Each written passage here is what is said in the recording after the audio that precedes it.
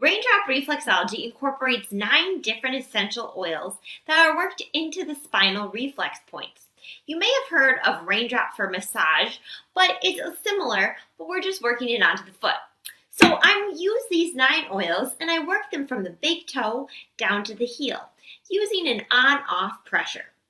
With working these oils into those spinal reflexes, it helps to increase circulation to those areas and relieve nerve tension. That then, in turn, can help support the entire body through all those nerve connections.